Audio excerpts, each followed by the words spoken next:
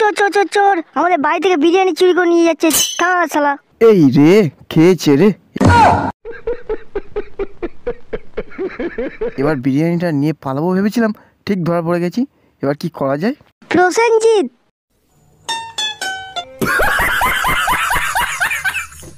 তুই শেষমেশ তুই কিনা বিরিয়ানি চুরি করছিস? ছি ছি ছি ছি।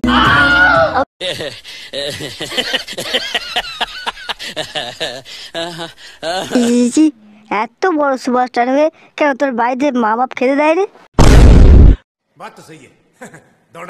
বিশ্বাস করেন আন্টি, আমি বিরিয়ানি চুরি করিনি। আমি তো জাস্ট না বলে নিয়ে যাচ্ছিলাম। এটাকে চুরি বলে না, বিশ্বাস করো।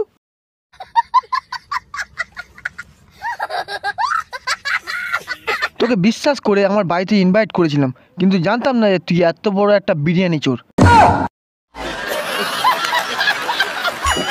ভদ্রভাবে কথা বলুন, আমাকে চোর বলবেন না। না বলে নিয়েছি তার জন্য আমাকে চোর বলতে হবে? আমার ভুল হচ্ছে। सब क्या देखना पड़ रहा है? अच्छा है मैं अंधा हूँ।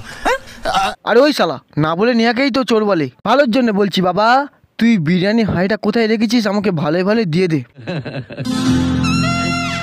তা না হলে আমি কিন্তু মিঠুনের হাতে দিয়ে এই ডায়লগটাই শোনাবো।